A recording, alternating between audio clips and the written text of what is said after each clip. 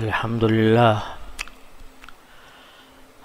لله نحمده ونستعينه ونستغفره ونؤمن به ونتوكل عليه ونعوذ بالله من شرور أنفسنا ومن سيئات أعمالنا من يهده الله فلا مضل له ومن يضلل فلا هادي له وأشهد أن لا إله إلا الله وحده لا شريك له وأشهد أن سيدنا ومولانا محمدا عبده ورسوله صلى الله تعالى عليه وعلى آله وأصحابه وبارك وسلم تسليما كثيرا. أما بعد،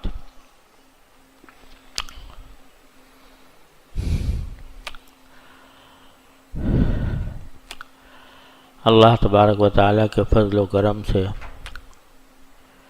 ہم لوگوں کو نماز روزے کی توفیق ہو جاتی ہے. یہ اللہ تعالیٰ کا کرم ہے، اسی کی توفیق ہے. لیکن جس چیز کی فکر چاہیے وہ یہ ہے کہ ہماری زندگی گناہوں سے پاک ہو. گناہوں کی نحوست سے پاک کرنا رکھنا، یہ ہے در حقیقت انسان کا امتحان. نماز کی جب عادت پڑ جاتی ہے اللہ تعالیٰ کے فضل و کرم سے تو نماز پڑھے بغیر چین نہیں آتا. رمضان آ جاتا ہے، روزے رکھنے کی عادت پڑی ہوئی ہے، الحمدللہ روزے ادا ہو جاتے ہیں. اور جو بندہ روزے کا پابند ہو تو اس سے کوئی کہے کہ بھئی روزہ چھوڑ دو تو کبھی نہیں چھوڑے گا. رمضان میں روزہ نہ رکھنا اس کے لیے ایک قیامت ہے. مجھے یاد ہے میرے ایک دوست ہیں، اللہ تعالیٰ ان کو سلامت رکھے، تو وہ بوڑھے ہو گئے تو ڈاکٹر نے منع کر دیا روزہ رکھنے سے. تو میرے پاس وہ زار و قطار روتے ہوئے آ رہے تھے، زار و قطار رو رہے تھے کہ پتہ نہیں 55 سال کے بعد یا کتنے سال کے بعد پہلا رمضان آ رہا ہے جس میں میں روزے نہیں رکھ سکوں گا. ان کو روزہ چھوڑنا کتنا بھاری معلوم ہو رہا تھا. اسی طرح الحمدللہ زکوٰۃ جن کے اوپر فرض ہے وہ بھی اپنے طور پر ادا کر دیتے ہیں. حج عمرے کی بھی توفیق ہو جاتی ہے. لیکن جس چیز کا بندے کو سب سے بڑا امتحان درپیش ہے وہ یہ ہے کہ خواہشات نفس جو انسان کو گناہوں پر ابھارتی ہیں ان کو کچلے، کسی طرح ان سے نجات حاصل کریں. وہ سب سے بڑا دشمن انسان کا وہ گناہ ہے. اللہ تبارک و تعالیٰ کے حکم کی نافرمانی کسی بھی انداز کی ہو، ظاہری گناہ ہو یا باطنی گناہ ہو. ظاہری گناہ تو یہی ہے چوری، ڈاکہ، اللہ بچائے شراب نوشی، بدکاری، بد نظری اور جھوٹ، غیبت وغیرہ وغیرہ. اور باطنی گناہ کیا ہے؟ تکبر ہے، حسد ہے، بغض ہے، ریاکاری ہے. یہ ساری چیزیں، حب جاہ ہے، حب مال ہے، یہ باطنی بیماریاں ہیں، باطنی گناہ ہیں. تو اصل جو معرکہ ہے ایک انسان کا وہ اپنے نفس کی خواہشات جو اس کو ان گناہوں کی طرف لے جاتی ہیں ان سے اپنے آپ کو پاک کرنے اور ان سے خلاصی حاصل کرنا، یہ سب سے بڑا معرکہ ہے، اور اسی معرکے کے نتیجے میں اللہ تبارک و تعالیٰ کے ہاں جنت ہے۔ تو اس لیے فکر ہم سب کو اس کی کرنی چاہیے کہ گناہ سرزد نہ ہو۔ تو میں چاہتا ہوں کہ اللہ تعالیٰ توفیق دے، تو جن گناہوں میں ہم بعض اوقات محض لاپرواہی کی وجہ سے یا محض عادت کے طور پر جن میں پڑے ہوئے ہیں اور ہمیں اس کا احساس نہیں ہے، اور اس کی وجہ سے گناہوں کے ڈھیر ہمارے نامہ اعمال میں لگ رہے ہیں، ان کو ایک ایک کر کے تھوڑا سا عرض کروں اپنی اصلاح کے لیے کہ اللہ تبارک و تعالیٰ مجھے بھی اس سے نجات عطا فرمائے، آپ کو بھی نجات عطا فرمائے۔ تو میں نے پچھلے اتوار کو عرض کیا تھا کہ ہمارے گناہوں کے دو بڑے سرچشمے ہیں، ایک نگاہ اور ایک زبان۔ تو زبان کے بارے میں بہت سے گناہ ایسے ہیں جن کا ہمیں پتہ بھی نہیں ہوتا اور ہم کرتے رہتے ہیں، اور بعض ایسے ہیں جن کے بارے میں پتہ ہے لیکن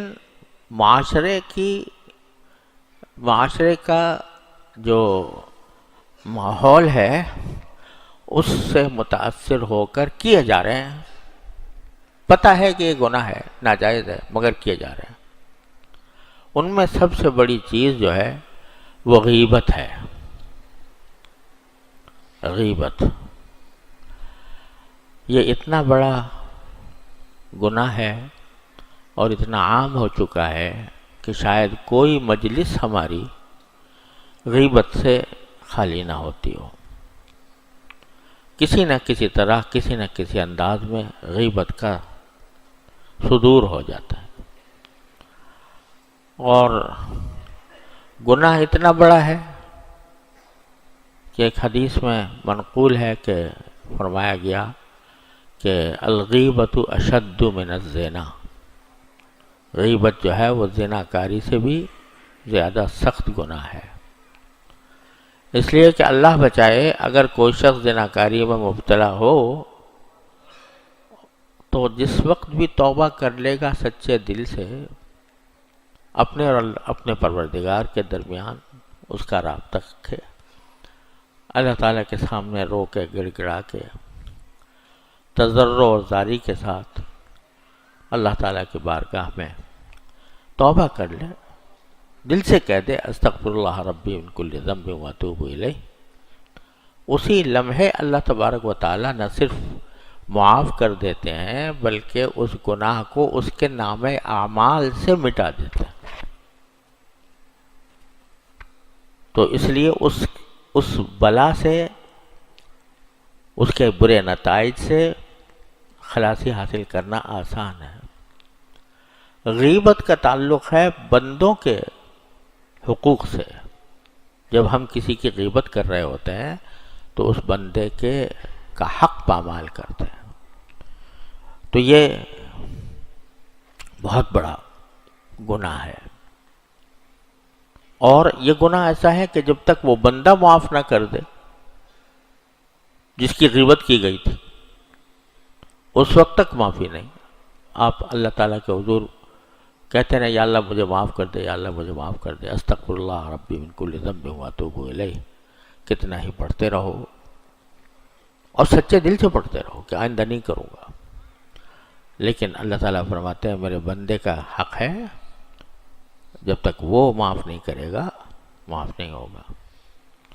اس لیے فرمایا گیا کہ الغیبۃ اشد من الزنا، غیبت اس سے بھی زیادہ سخت ہے۔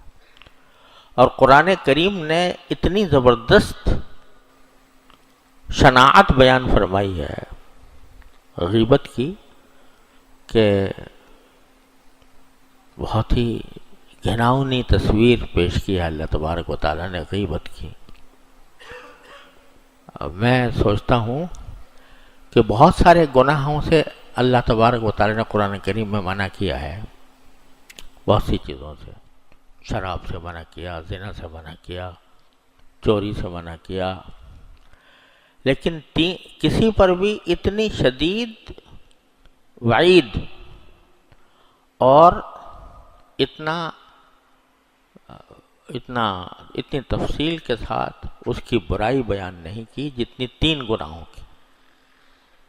ایک تو ربا، سود، اس کے بارے میں، زنا کے بارے میں نہیں کہا، شراب کے بارے میں نہیں کہا، چوری کے بارے میں نہیں کہا، لیکن ربا، سود کے بارے میں کہا کہ اگر تم نہیں چھوڑو گے فَأَذَنُوا بِحَرْبٍ مِّنَ اللَّهِ وَرَسُولِهِ، تو اللہ اس کے رسول کی طرف سے اعلان جنگ سن لو۔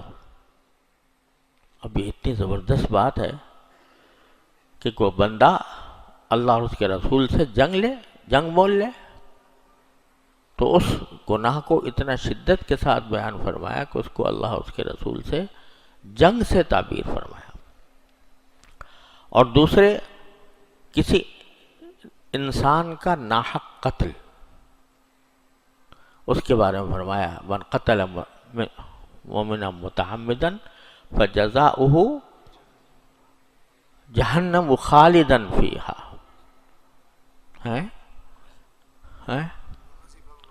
وغضب اللہ علیہ ولعنہ وأعد لہ عذابا عظیما، کہ جو شخص کسی مومن متعمدن ہے، کسی مومن کو جان بوجھ کر قتل کرے تو اس کی سزا کیا ہے؟ جہنم ہے، جس میں ہمیشہ رہے گا۔ وغضب اللہ علیہ، اللہ اس پر غضب کرے گا۔ ولعنہ، اللہ کی طرف سے اس پر لعنت ہے۔ وأعد لہ عذابا مہینا، اللہ تعالیٰ نے اس کے لیے بہت زبردست عذاب تیار کر رکھا ہے۔ عظیمہ ہے، مہینہ ہے، عظیمہ، بہت زبردست عذاب اللہ تعالیٰ نے اس کے لیے تیار کر رکھا۔ تو یہ کسی انسان کو قتل کرنا ناحق، جان بوجھ کے، اس کی اتنی سخت مذمت بیان فرمائی، دوسرا گناہ یہ ہے۔ اور تیسرا غیبت ہے کہ اس کے بارے میں کیا فرمایا؟ وَلَا يَغْتَبْ بَعْضُكُمْ بَعْضًا، کوئی شخص کسی دوسرے آدمی کی غیبت نہ کرے۔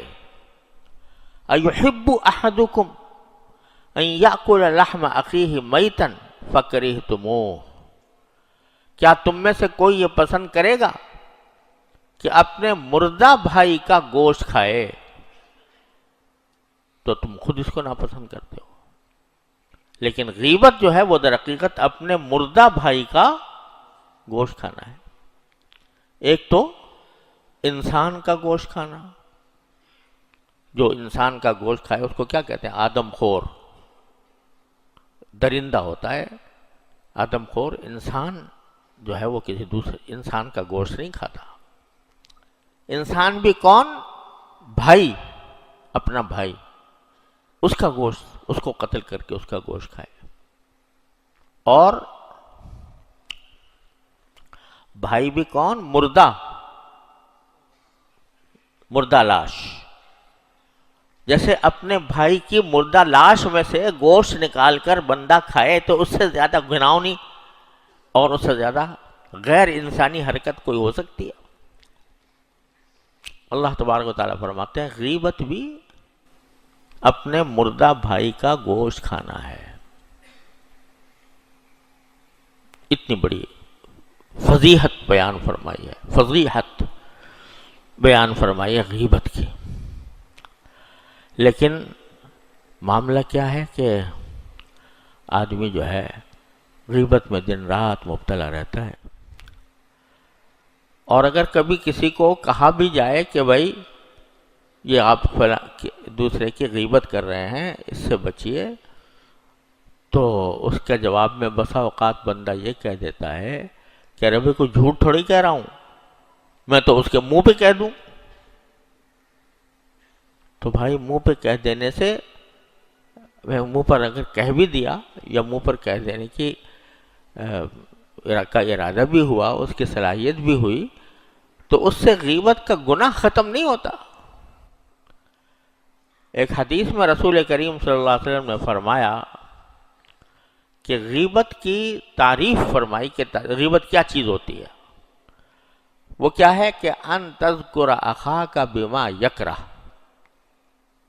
غیبت یہ ہے کہ اپنے بھائی کا ذکر ایسے انداز میں کرو جسے وہ ناپسند کرتا ہو، یعنی اس کو سنے تو اس کو تکلیف پہنچے کہ میرا اس طرح ذکر کیا گیا۔ تمہارے اپنے بھائی کا جو موجود نہیں ہے تمہارے سامنے، اس کا تم ذکر کر رہے ہو اور ایسے انداز میں کر رہے ہو کہ اگر اس کو پتہ چلے کہ یہ بات کہی گئی ہے تو اس کو کیا کرے؟ وہ ناپسند کرے، اس کو ناگوار ہو۔ یہ ہے غیبت۔ آپ نے جامع معنی تعریف یہ فرمائی۔ تو ایک صحابی نے پوچھا کہ یا رسول اللہ، میں اگر کسی کی وہ برائی بیان کر رہا ہوں جو واقعی اس کے اندر ہے، کوئی جھوٹی نہیں بات، لیکن اس کے اندر وہ موجود ہے برائی۔ ایک آدمی نماز نہیں پڑھتا، میں اس کو کہتا ہوں کہ یہ شخص بے نمازی ہے، تو سچ کہہ رہا ہوں، تو یہ تو کیا یہ بھی غیبت ہوگی؟ تو رسول کریم صلی اللہ علیہ وسلم نے فرمایا کہ اگر جو برائی تم اس کی طرف منسوب کر رہے ہو، اگر وہ برائی اس کے اندر موجود ہے تب تو یہ غیبت ہوئی، اور اگر ایسی برائی کہہ رہے ہو جو اس میں موجود ہی نہیں ہے تو غیبت کے ساتھ یہ بہتان بھی ہوا، ڈبل گناہ۔ غیبت کا گناہ الگ اور کسی پر بہتان لگانے کا گناہ الگ، اللہ بچائے۔ تو اس میں یہ بتا دیا کہ چاہے تم نے جو برائی بیان کی ہے وہ اس میں موجود ہو، پھر بھی اگر تم اس برائی کا ذکر اس انداز سے کرو جس سے وہ جو اسے ناگوار ہو، تو وہ بھی غیبت ہے، وہ بھی ناجائز، اور وہ بھی اپنے مردہ بھائی کے گوشت کھانے کے مرادف ہے۔ اب ذرا ہم لوگ اپنے گریبانوں میں منہ ڈال کر دیکھ لیں کہ کیا ہو رہا ہے ہمارا مجلسوں میں، ایک دوسرے کے ساتھ ملتے وقت، گفتگو کرتے وقت، گپ شپ کے دوران ہم کس طرح دوسروں کا ذکر کرتے ہیں۔ گریبانوں منہ ڈال کے دیکھو۔ ارے بھائی، ہم یہاں پر اپنی اصلاح کے لیے جمع ہوتے ہیں، تو محض تقریر کرنا، سننا، وعظ کہنا سننا مقصود نہیں ہے۔ مقصود یہ ہے کہ اپنا جائزہ لیں، دیکھیں میں کیا کرتا ہوں، مجلسوں میں بیٹھ کر دوسروں کا ذکر کرتا ہوں، کس انداز سے کرتا ہوں۔ ایسی نقل اتارنا کسی کی جسے اس کو پتہ چلے کہ میری نقل اتاری گئی ہے اور اس کو ناگوار ہو، یہ بھی غیبت۔ حضرت عائشہ صدیقہ رضی اللہ تعالیٰ عنہ نے ایک مرتبہ ایک خاتون، پستہ قد خاتون تھی، تو ان کا ذکر اس طریقے سے کر دیا، اشارہ نیچے کی طرف کر کے، تحقیر آمیز انداز میں۔ تو نبی کریم سرورد عالم صلی اللہ علیہ وسلم نے تنبیہ فرمائی کہ یہ جو تم اس انداز سے اس کا ذکر کر رہی ہو کہ جس سے اس کی تحقیر لازم آ رہی ہے، یہ بھی غیبت ہے، یہ بھی گناہ ہے۔ تو کسی شخص کا بھی ذکر اس طرح کرنا۔ میں نے ایک مرتبہ اس پر ایک مضمون لکھا، غیبت کے گناہ ہونے کے بارے میں اور اس کے فساد کے بارے میں کہ معاشرے میں اس کا کیسا فساد پھیلتا ہے، باہمی نفرتیں پیدا ہوتی ہیں، ایک دوسرے کے ساتھ عداوتیں پیدا ہوتی ہیں، دشمنیاں پیدا ہوتی ہیں۔ تو اس کے اوپر ایک مضمون لکھا، اس میں قرآن و حدیث کے احکام لکھے. تو ایک پروفیسر صاحب کا میرے پاس خط آیا اور انہوں نے کہا کہ مولانا آپ نے غیبت کے اوپر اتنا بڑا مضمون لکھا ہے اور اس کی اتنی برائیاں بیان کی ہیں، ہمارا تو پھر زندگی کے اندر سے زندگی کی کوئی دلچسپی پھر باقی نہیں رہی. ہماری تو مجلسیں آباد ہیں اسی سے، مجلسوں میں لطف اسی سے آتا ہے. اور یہ ایک ایسی بات ہے کہ جس سے کوئی مجلس خالی نہیں ہوتی. اگر آپ اس کو نکال دیں ہماری مجلسوں میں سے تو ہماری مجلسیں بے رنگ ہو جائیں گی، بے مزہ ہو جائیں گی، ختم ہو جائیں گی. تو آپ ایسی بات کیوں کہتے ہیں کہ جس سے ہمارا جو زندگی کا مزہ ہے وہ بھی آپ چھین لیں اور جاتے رہے. وہ یہ مضمون باقاعدہ لکھ کے مجھے بھیجا انہوں نے. تو میں نے ان کو خط میں جواب میں لکھا کہ دوسروں کی برائیاں بیان کرنے سے آپ کو جو لطف آ رہا ہے، اگر دوسرا بھی یہ لطف آپ کے بارے میں اٹھائے اور آپ کا تذکرہ جو ہے وہ مجلسوں کے اندر وہ اس طرح کرے جس طرح آپ دوسروں کا تذکرہ کر کے لطف اٹھانا چاہتے ہیں، تو پھر ان کو بھی یہ حق دیتے ہیں دوسروں کو کہ آپ کے ساتھ بھی وہی معاملہ کیا جائے اور آپ کو بدنام کیا جائے لوگوں کے اندر. لیکن دوسروں کو تو آپ یہ حق دینے کو تیار نہیں ہیں. اگر کوئی آپ کا ذکر برائی سے کرتا ہے تو اس کی آپ کے دل میں نفرت پیدا ہوتی ہے اور اس سے آپ کو ناگواری ہوتی ہے. لیکن دوسرے کے بارے میں یہ کہتے ہیں کہ ہمیں حق ہے، ہم جس طرح چاہیں اپنے مجلسوں کو آباد کریں اور اس میں مزہ لیں. تو دوسروں کے لیے اور پیمانہ اور اپنے لیے اور پیمانہ، یہ گناہ کی خاصیت ہے کہ وہ عقل پر پردے ڈال دیتا ہے، اچھی چیز کو برا سمجھ کے دکھاتا ہے، بری چیز کو اچھا سمجھ قرار دے کر دکھاتا ہے. تو یہ عقل پر پردہ پڑ جاتا ہے. اس کا ان کے پاس کوئی جواب نہیں تھا. تو اب اگر آپ کی مجلسوں میں، ہماری مجلسوں میں یہ بات ہو رہی ہو، اور میں دستبردہ عرض کرتا ہوں کہ علماء کرام کی مجلسوں میں، طلباء کی مجلسوں میں، دین پڑھنے پڑھانے والوں کی مجلسوں میں، بزرگوں سے تعلق رکھنے والوں کی مجلسوں میں، ان کے اندر بھی یہ زہر سرایت کیا ہوا ہے، اور اس سے کوئی ہی اللہ کا بندہ خالی ہوگا. تو یہ اتنی خطرناک بات ہے جب ہم اپنی مجلسوں میں اپنے مردہ بھائیوں کا گوشت کھا رہے ہیں، مستقل حرام خوری کر رہے ہیں مستقل. تو کیا اللہ تعالیٰ کی رحمت متوجہ ہوگی ان مجلسوں کے اوپر جن میں اللہ تعالیٰ کی نافرمانی کی جا رہی ہو، جن میں اللہ تبارک و تعالیٰ کے احکام کی کھلا خلاف ورزی ہو رہی ہو؟ اللہ تعالیٰ کی رحمت متوجہ ہوگی. آج جو ہم رونا ہم روتے ہیں کہ بھئی مسلمان ہر جگہ پٹ رہا ہے، زوال کا شکار ہے، ہر جگہ اس کی پٹائی ہو رہی ہے، ہر جگہ. وہ وقت آ گیا ہے جس کے بارے میں رسول کریم صلی اللہ علیہ وسلم نے فرمایا تھا کہ ایک وقت ایسا آ جائے گا کہ تم ایسے ہوگے کہ قومیں تمہیں اپنے دسترخوان پر لوگوں کو دعوت دیں گی کہ آؤ مسلمانوں کا گوشت کھاؤ. اس طرح جیسے کہ ایک دوسرے کو دعوت دی جاتی ہے، دسترخوان بچھا ہوا ہے، اس کے اندر کھانا لگا ہوا ہے اور ایک آدمی دوسرے کو دعوت دے رہا ہے کہ بھی کھانا لگا ہوا ہے، آؤ کھا لو. اسی طریقے سے مسلمانوں کو قومیں آپس میں ایک دوسرے کو دعوت دیں گی کہ دیکھو یہ سب اس دسترخوان لگا ہوا ہے تمہارے لیے، مسلمانوں کے لیے، اور آؤ ان کو کھائیں۔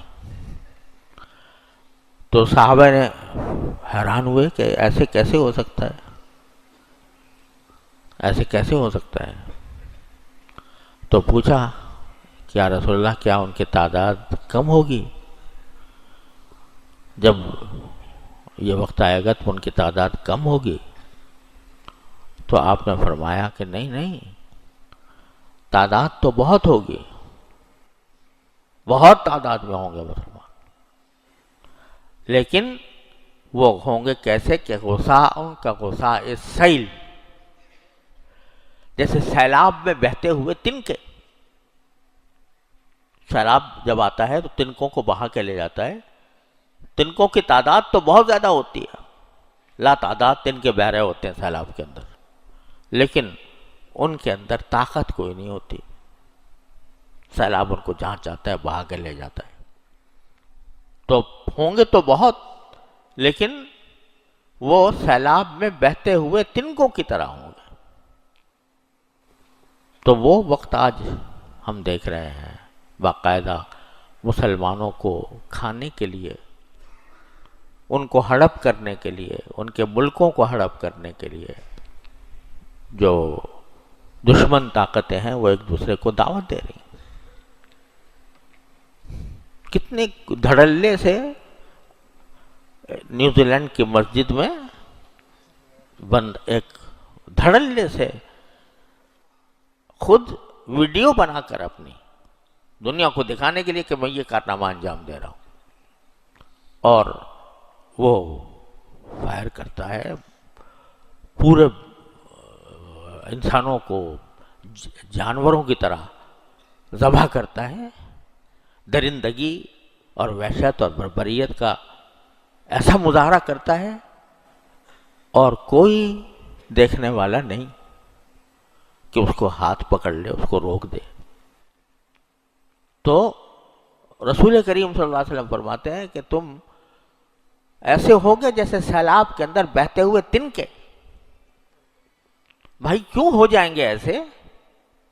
اللہ کے بندے ہیں، جناب محمد رسول اللہ صلی اللہ علیہ وسلم کے امتی ہیں، آپ کے نام لیوا ہیں، کیوں ہو جائیں گے ایسے؟ اس لیے ہو جائیں گے کہ تمہارا زندگی کا کوئی دن اللہ کی نافرمانی کے بغیر نہیں گزرتا، کوئی دن اللہ کی نافرمانی کے بغیر نہیں گزرتا۔ تم بڑے بڑے مصلح ہو، بڑے بڑے عالم علامہ ہو، تم بڑے بڑے صوفی ہو، لیکن تمہاری مجلسوں میں خود اپنے مسلمان بھائیوں کا گوشت کھایا جا رہا ہے۔ جب تم اپنے مسلمان بھائیوں کا گوشت تم خود کھاؤ گے تو دشمن تم پر نہیں مسلط کیا جائے گا۔ تو بھائی یہ سمجھنا کہ ایک وبا ہے جو پھیلی ہوئی ہے تو چلو ہم بھی کر رہے ہیں، یہ بات نہیں ہے۔ وبا پھیلی ہوئی ہے تو اس وبا کے اندر کا کچھ انتظام بھی کرنا ہے۔ ہر شخص کو اپنی فکر چاہیے، جائزہ لے کے دیکھے کہ صبح سے شام تک میں جو بیٹھتا ہوں، بات کرتا ہوں، اس میں کسی کی برائی ہوتی ہے کہ نہیں ہوتی، اور پھر دن رات تبصرے ہیں سیاسی لیڈروں کے اوپر، حکومت کے اوپر، اور اپنی مخالف جماعتوں اور پارٹیوں کے اوپر تبصرے ہو رہے ہیں کہ نہیں؟ ایک بات تو یہ ہوتی ہے کہ لوگوں کو کسی کے شر سے باخبر کرنے کے لیے کسی کے شر بیان کر دیا جائے کہ بھئی ذرا اس کے بچ کے رہنا، یہ آدمی خطرناک ہے، تو یہ تو کوئی حرج نہیں ہے، اس میں شرعاً اس کی اجازت ہے۔ لیکن مشغلہ بنا کر کسی کا مذاق اڑایا جا رہا ہے، کسی کے اوپر طنز کیا جا رہا ہے، کسی کے اوپر تبصرے کیے جا رہے ہیں بلا وجہ، محض مجلسیں گرم کرنے کے لیے، یہ سب کیا ہے؟ غیبتیں ہیں یہ ساری۔ سب غیبتیں ہیں۔ حجاج ابن یوسف کا نام آپ نے سنا ہوگا، مشہور ہے کہ اس نے بہت سے علماء کو قتل کیا۔ تو ایک مجلس میں کوئی شخص اس کی غیبت کر رہا تھا، اس کے اوپر کچھ ایسا الزام لگا رہا تھا جو حقیقت میں درست نہیں تھا۔ تو میں نے تو یہ پڑھا ہے کہ حضرت عبداللہ ابن عمر تھے رضی اللہ تعالیٰ عنہ، کئی جگہ دیکھا تھا، لیکن بعض روایتوں ایسی ملی کہ کسی اور تابعی کا ذکر ہے، مگر بہرحال ایک بڑے بزرگ کا قول ہے کہ انہوں نے کہا کہ کیا تم یہ سمجھتے ہو کہ حجاج بن یوسف نے اگر اتنے آدمیوں کو قتل کیا تو اس کا گوشت تمہارے لیے حلال ہو گیا؟ یاد رکھو، اگر اللہ تبارک و تعالی حجاج بن یوسف سے اس کے ظلم کا انتقام لے گا اور اس کی سزا دے گا، تو تم جو حجاج پر ناحق الزام لگا رہے ہو اس کا بھی تمہیں حساب دینا پڑے گا، اللہ تعالیٰ اس کا بھی حساب لیں گے۔ یہ نہیں کہ ایک آدمی بدنام ہو گیا تو جو چاہو کرتے رہو۔ یہ مشہور ہے نا کہ بد اچھا اور بدنام برا، یعنی جب کوئی بدنام ہو جاتا ہے کسی چیز میں تو اب لوگ جو ہیں اس کے بارے میں کہانیاں گھڑنا شروع کر دیتے ہیں، اس نے یہ بھی کیا تھا، اس نے یہ بھی کیا تھا، اس نے یہ بھی کیا تھا، بغیر تحقیق کے۔ فلاں نے رشوت لی تھی، فلاں نے کرپشن کیا تھا، فلاں نے یہ کیا تھا، تحقیق کچھ ہے نہیں، اور باقاعدہ رقمیں بتا کر کے اتنے کروڑوں کا اس نے ہاتھ مارا ہے، اس نے اتنے اربوں کا ہاتھ مارا ہے، یہ خوب مزے سے باتیں کی جاتی ہیں۔ تو ایک تو بے تحقیق بات کرنا اور پھر غیبت اس میں شامل، تو کتنے گناہوں کا مرکب ہے یہ۔ مجلسوں کے اندر جو گفتگو ہوتی ہے، جس کو ہم آج کل کی اصطلاح میں گپ شپ کہتے ہیں، گپ شپ ہوتی ہے نا، وہ پتہ نہیں کتنے گناہوں کا مجموعہ ہوتی ہے۔ یعنی کسی کا مذاق اڑایا جا رہا ہے، کسی کی برائی بیان کی جا رہی ہے، کسی کے اوپر الزام لگایا جا رہا ہے، کسی کے بارے میں ایسی بات کہی جا رہی ہے جو تحقیق سے ثابت نہیں، اس کا ثبوت آپ کے پاس موجود نہیں ہے، ایسی باتیں کی جا رہی ہیں۔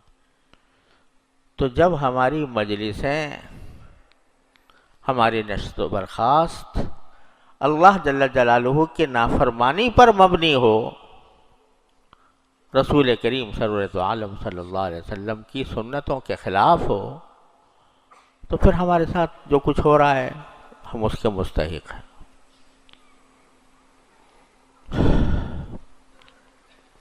ایک صحابی نے رسول کریم صلی اللہ علیہ وسلم کی تعریف میں، یعنی آپ کا تعارف کراتے ہوئے، آپ کی صفات بیان کرتے ہوئے فرمایا تھا کہ یہ وہ ذات اقدس ہیں کہ جن کی مجلسوں میں لوگوں کی آبروئیں نہیں لوٹی جاتی، یعنی آپ کی مجلسوں میں کسی کی عزت پر حملہ نہیں کیا جاتا۔ اور حضرات صحابہ کرام رضی اللہ تعالی عنہم اجمعین، ان کو رسول کریم صلی اللہ علیہ وسلم نے اس طرح یہ حقیقت گھول کر پلا دی تھی، ان کے رگ و پے میں سرایت کر دی تھی کہ کبھی غیبت ان سے سرزد نہیں ہوتی تھی۔ آخر وہ بھی انسان تھے، اور پھر بعد میں جتنے ہمارے اکابر امت ہیں وہ ان کے اندر بھی ایک مشہور فقیہ ہیں، فقہ کے بڑے امام ہیں، علامہ ابن نجیم رحمۃ اللہ علیہ، جنہوں نے البحر الرائق کے جو مصنف ہیں، تو ان کے بارے میں غالباً شیخ عبد الوہاب شعرانی رحمۃ اللہ علیہ نے لکھا ہے کہ میں اتنے سال ان کے ساتھ رہا، ایک سالہ سال کی بات کی، اتنے سال ساتھ رہا، سفر میں حضر میں، چلتے پھرتے اٹھتے بیٹھتے، زندگی بھر کبھی کسی فرد کی غیبت میں نے ان سے نہیں سنی۔ تو غیبت کے بغیر زندگی گزار، غیبت سے پاک زندگی ہے، دوسرے کا ذکر ہی نہیں۔ اگر ذکر ہے تو کس خیر سے ہے، بغیر برائی کے ہے، لیکن نہیں ہے، غیبت نہیں سنی۔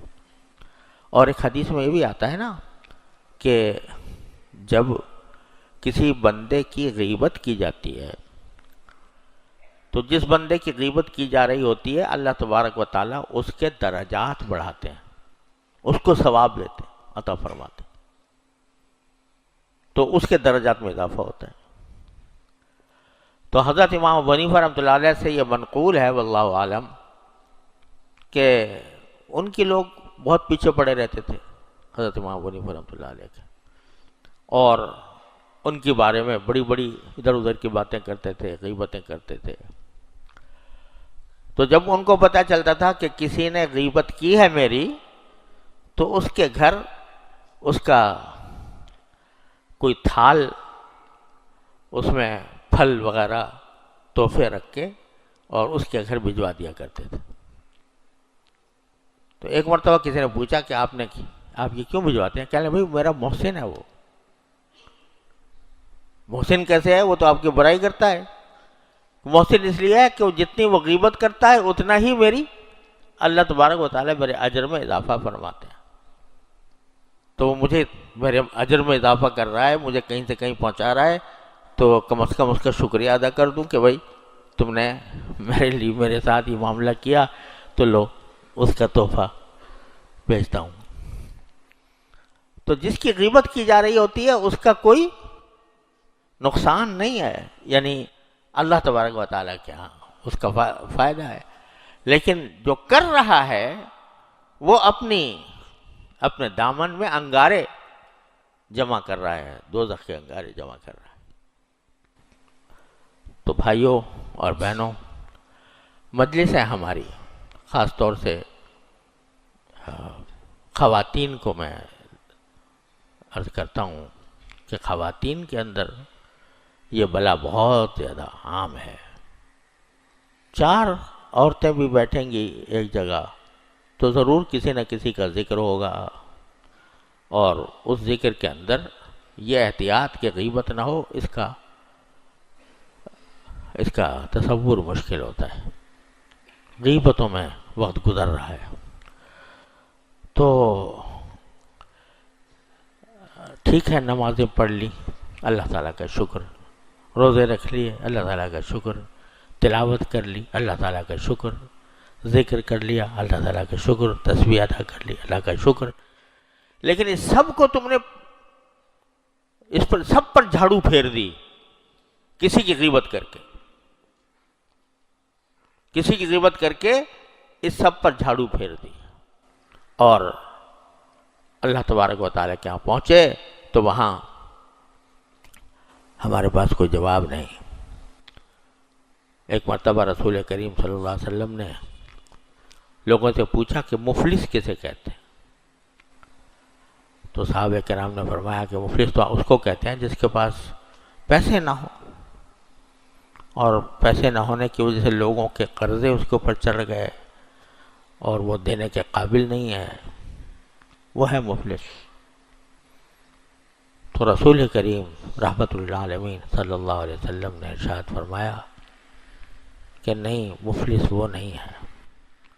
حقیقی معنی میں مفلس وہ ہے کہ جب آخرت میں آیا تو اپنے ساتھ نیکیوں کا انبار لے کر آیا، نفلیں بہت پڑی تھیں، روزے بہت رکھے تھے، تلاوتیں بہت کی تھیں، ذکر و تسبیح بہت کیے تھے، عمرے بہت کیے تھے، حج بہت کیے تھے، یہ سارے نیکیوں کے انبار لے کر آیا۔ لیکن جب اعمال نامہ کھلا اور ساری نیکیاں ظاہر ہوئیں تو لوگوں کا ایک ہجوم تھا اس کے پاس کوئی کہتا تھا کہ اس نے میرے پیسے کھا لیے ہیں، کوئی کہتا ہے اس نے میری غیبت کی ہے، کوئی کہتا ہے اس نے مجھے پر الزام لگایا ہے، کوئی کہتا ہے میری دل آزاری کی ہے۔ حقوق، بندوں کے حقوق اس کے ذمہ بے انتہا تھے، اور سب کہہ رہے تھے کہ دنیا میں تو اس نے ہمارے حق پامال کر دیے، اب آخر میں ہم سے آخرت میں ہمیں اس کا بدلہ دلوائیے۔ اب بدلہ کیسے دلوائیں؟ پیسے اگر کھائے تھے کسی کے تو بدلہ کیسے دلوائیں؟ وہاں تو پیسے نہیں ہوں گے، وہاں تو ایک ہی کرنسی ہے اور وہ ہے نیکیاں۔ تو اللہ تبارک و تعالیٰ فرمائیں گے کہ جس کا حق تم نے مارا تھا اس کو ہم تمہاری نیکیاں دے دیں گے۔ اب ایک حقدار ہے جو نمازیں لے کے جا رہا ہے، اس کی ایک حقدار ہے جو روزے لے کے جا رہا ہے، ایک حقدار ہے جو ذکر و تسبیح لے کے جا رہا ہے، تو وہ یہاں تک کہ خالی ہاتھ رہ گیا، ساری نیکیاں کوئی دوسرے لوگ لے گئے، اس کے باوجود حقدار باقی۔ لوگ کہتے ہیں جی ہمیں تو ملا نہیں، ہمیں بھی دلوائیے ہمارا حق۔ اب نیکیاں بھی ختم ہو گئی کہ نیکیاں دی جاتی، تو اللہ تعالیٰ فرمائیں گے کہ اب اس کا علاج یہ ہے کہ جو حقدار ہیں ان کی جو برائیاں تھیں، ان کے جو گناہ تھے، وہ اٹھا کر اس شخص پر لاد دیے جائیں گے جس نے حق مارا تھا ان کا۔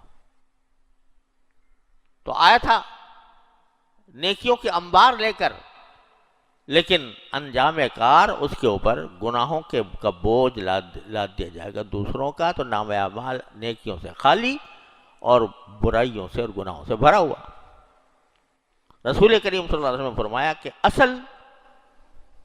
اصل مفلس وہ شخص ہے۔ تو میرے بھائیوں اور بہنوں، ہم ذرا اپنی گفتگوؤں کا، اپنے مجلسوں کا جائزہ لیں اور دیکھیں کہ ہم کس کس کے حقوق پامال کر رہے ہیں۔ دوسروں کا ذکر کرنے سے کیا حاصل؟ مگر شیطان نے اس میں ایک مزہ پیدا کر دیا۔ وہ پروفیسر صاحب جن کا میں نے ذکر کیا، وہ کہتے ہیں جی اس کے بغیر زندگی میں مزہ ہی نہیں، تو مزہ پیدا کر دیا۔ مجلس میں دوسرے کی برائی کرنا، اس کی نقل اتارنا، اس کا حقارت کے ساتھ ذکر کرنا، اس میں مزہ پیدا کر دیا شیطان نے۔ تو اس کی وجہ سے یہ ایسے گناہ ہے کہ جس کے اندر فائدہ کوئی نہیں۔ بعض گناہ ایسے ہوتے ہیں اللہ بچائے، اس میں کچھ فائدہ بھی ہوتا ہے، یعنی قرآن کریم شراب کے بارے میں کہتا ہے کہ اسمہما اکبر من نفعہما، یعنی کچھ نہ کچھ نفع تو ہے اس میں بھی، لیکن اس کا گناہ زیادہ ہے، اس میں نقصان زیادہ ہے۔ تو کسی چیز میں نفع ہوتا ہے کچھ نہ کچھ، اور نقصان ہوتا ہے گناہ کا تو وہ بڑا ہوا ہوتا ہے۔ اس میں تو کوئی نفع ہی نہیں سرے سے، یہ ایسا گناہ ہے کہ اس میں نفع کا کوئی پہلو نہیں ہے کہ کوئی بھی فائدہ مل رہا ہو، محض ایک گھڑی ہوئی لذت ہے جو شیطان کی گھڑی ہوئی ہے، شیطانی کی سکھلائی ہوئی ہے، اس کے اندر ہم لوگ مبتلا رہتے ہیں۔ تو اپنے آپ کی اپنی زبان کو ذرا سا قابو کرنے کی ضرورت ہے کہ منہ سے کی بات نہ نکلے، غلط بات نہ نکلے، غیبت نہ نکلے۔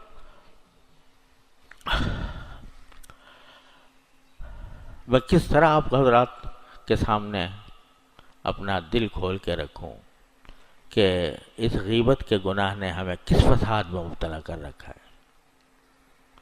اس کی وجہ سے خاندان کے خاندان اجڑ رہے ہیں، دشمنیاں ہو رہی ہیں، عداوتیں پیدا ہو رہی ہیں۔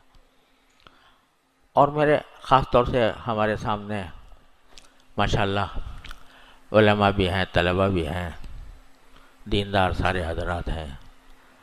ان سے میں عرض کرتا ہوں کہ ایک اور بہت بڑا فتنہ جو خاص طور سے ہم ہی میں پایا جاتا ہے، وہ ہے کسی دوسرے مخالف فرقے کا جب ذکر آ جائے یا اس کے کسی آدمی کا ذکر آ جائے تو بس زبان بے قابو ہو جاتی ہے۔ ہر اختلاف کا کوئی حد ہوتی ہے، درجہ ہوتا ہے۔ ایک اختلاف ہے کفر اسلام کا، ایک اختلاف ہے حق اور ناحق کا، ایک اختلاف ہے راجح اور مرجوح کا، ایک اختلاف ہے محض مزاجوں کے فرق کا، ایک اختلاف ہے محض ذوق کے فرق کا۔ لیکن ہم نے سارے اختلافات کو ایسا بنا دیا ہے کہ یہ ہمارا نہیں ہے یہ آدمی، چاہے اس سے ذوق کا اختلاف ہو، چاہے مزاج کا اختلاف ہو، چاہے مسلک کا اختلاف ہو، چاہے فروع کا اختلاف ہو، چاہے اصول کا اختلاف ہو۔ بس چونکہ ہمارا نہیں ہے لہذا اس کے ساتھ خون حلال ہے۔ اب ہم اس کو جتنے چاہیں برا کہیں، جتنے چاہیں ان کے بارے میں غیبت کریں، ان کی جتنی چاہیں بہتان لگائیں، بے تحقیق باتیں کریں، اس کے نتیجے میں یہ فرقہ بندی اور فرقہ وارانہ تعصب اس نے ہمارے معاشرے کو تباہ کیا ہوا ہے۔ اب یہ اس طرح کے ان کی طرف ایسی باتیں منسوب کر دیتے ہیں جن کی کوئی حقیقت نہیں ہوتی، اس سے فتنہ پھیلتا ہے۔ اللہ بچائے۔ اب اور کہاں جائیں؟ ہماری تبلیغی جماعت کا حال کیا ہو رہا ہے اور کس طرح ایک دوسرے کے اوپر سنگ باری ہو رہی ہے۔ تو دین، اہل دین کے اندر گھس آئی ہے یہ بلا، غیبت کی بلا، بہتان کی بلا اہل دین کے اندر گھس آئی ہے۔ ایک شیخ ہے، اس کے مختلف خلیفہ ہیں، ایک خلیفہ یہ ہے، ایک خلیفہ یہ ہے، ایک خلیفہ یہ ہے، تو آخر سب ایک ہی شجر کی شاخیں ہیں، ایک ہی درخت کی شاخیں ہیں، ان میں آپس میں لڑائی ہے۔ کیوں ہے؟ غیبتوں کی وجہ سے، ایک دوسرے کے اوپر بدگمانیوں کی وجہ سے، غلط فہمیوں کی وجہ سے۔ تو اس نے ہمیں فساد پورے معاشرے کے اندر اس نے مچایا ہوا ہے۔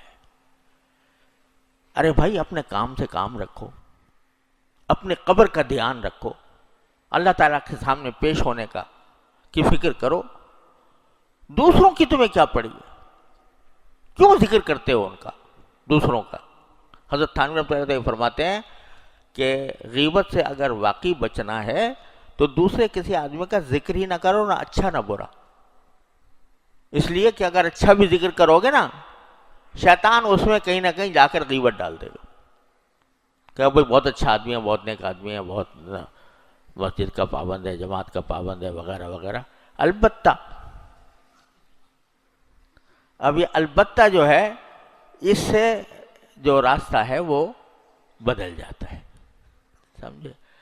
تو اب وہ اچھائی بھی اتنی ساری بیان کی اور اس کے بعد پھر اس کی پٹڑی ایسے اتری، پٹڑی سے ایسے اترا کہ پھر جا کے غیبت کی کھائی میں گر گیا۔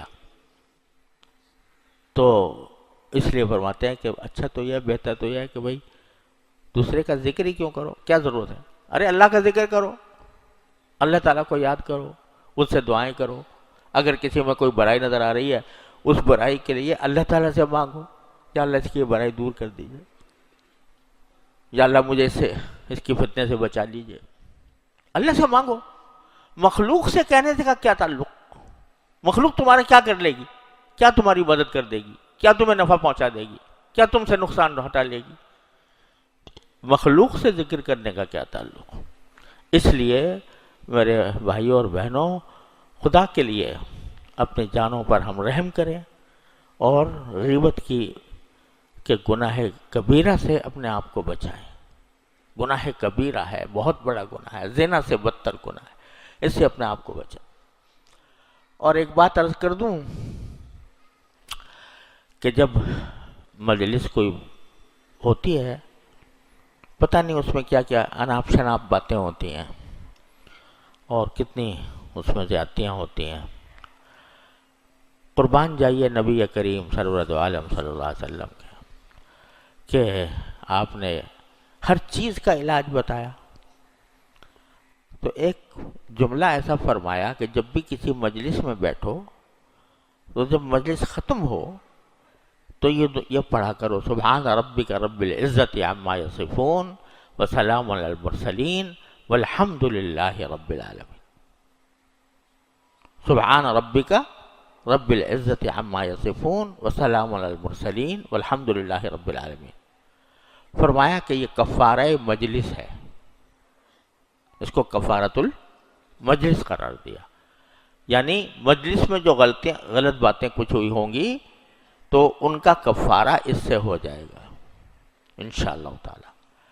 اس کا یہ مطلب نہیں غیبتیں خوب کرو اور آخر میں یہ پڑھ لو، یہ مطلب نہیں ہے، بلکہ یہ کہ جو نادانی میں نادانستگی میں اگر کوئی غلط بات ہو گئی ہوگی تو اس کا کفارہ اللہ تعالیٰ اس سے کر دیں گے، سبحان ربک رب العزت عما یصفون وسلام علی المرسلین والحمد للہ رب العالمین۔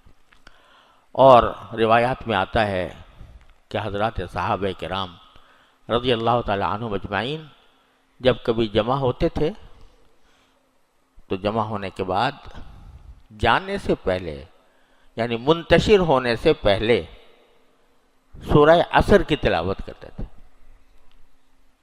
اعوذ باللہ من الشیطان الرجیم، بسم اللہ الرحمن الرحیم، والعصر ان الانسان لفی خسر الا الذین آمنوا وعملوا الصالحات وتواصوا بالحق وتواصوا بالصبر۔ تو یہ بھی کفارہ مجلس ہے۔ صحابہ کرام کا معمول تھا کہ وہ ہر مجلس کے اختتام پر سورہ عصر کی تلاوت کیا کرتے تھے۔ تو بھائی ان دو باتوں کے اوپر تو فوری عمل کر، اس میں کوئی وقت نہیں لگتا، کوئی پیسے نہیں لگتے، کوئی مشقت نہیں ہوتی، اس کا تو اہتمام کر ہی لینا چاہیے۔ اور اپنی زبان کو غیبت سے روکیں، زبردستی کر کے روکیں، زبردستی کرنے سے ہوگا، بغیر زبردستی کیے نہیں ہوگا، زبردستی کر کے اپنے آپ کو روکیں۔ اللہ تعالیٰ مجھے بھی آپ کو بھی اس کی توفیق عطا فرمائے۔ وآخر دعوانا ان الحمد للہ رب العالمین۔ اللہم صلی علی سیدنا مولانا محمد وعلی آل سیدنا مولانا محمد۔ اللہم یا رحم الراحمین ربنا ظلمنا انفسنا وان لم تغفر لنا وترحمنا لنکونن من الخاسرین۔ ربنا آتنا فی الدنیا حسنہ وفی الآخرۃ حسنہ وقنا عذاب النار۔ ربنا اغفر لنا ذنوبنا واسرافنا فی امرنا وثبت اقدامنا وانصرنا علی القوم الکافرین۔ یا ارحم الراحمین، اپنے فضل و کرم اپنی رحمت سے ہمارے تمام گناہوں کو معاف فرما دیجئے۔ یا اللہ ہماری مغفرت فرما دیجئے۔ یا اللہ ہماری گناہوں کی نحوست ہم سے اٹھا لیجئے۔ یا اللہ ہماری شامت اعمال دور فرما دیجئے۔ یا اللہ اپنی رحمت سے ہمیں اپنی رضا کامل کی زندگی عطا فرمائیے۔ یا اللہ گناہوں کی نفرت ہمارے دلوں میں پیدا فرما دیجئے۔ یا اللہ گناہوں سے بچنے کی توفیق عطا فرما دیجئے۔ یا اللہ ہم بے ہمت ہیں، ہمت عطا فرما دے۔ یا اللہ بے حوصلہ ہیں، حوصلہ عطا فرما دے۔ ہر طرح کے گناہوں سے ہماری حفاظت فرما، ظاہری باطنی بیماریوں سے اللہ ہماری حفاظت فرما۔ یا اللہ تمام حاضرین و حاضرات کو ان کے تمام جائز مقاصد میں کامیابی عطا فرما۔ یا اللہ سب کی پریشانیوں کو دور فرما، سب کی مشکلات کو آسان فرما۔ ہم میں ہمارے متعلقین میں جو بیمار ہیں انہیں شفاء کامل و عاجل عطا فرما۔ یا اللہ جو لوگ مقروض ہیں عافیت کے ساتھ ان کے قرض کی ادائیگی کا سامان فرما دے۔ یا اللہ جو بے روزگار ہیں ان کو عافیت کے ساتھ روزگار عطا فرما۔ یا اللہ ہماری تمام جائز مرادیں اپنے فضل و کرم سے پوری فرما دے۔ وصلی اللہ تعالی علی خیر خلقہ سیدنا مولانا محمد وعلی آلہ واصحابہ اجمعین، آمین برحمتک یا ارحم الراحمین۔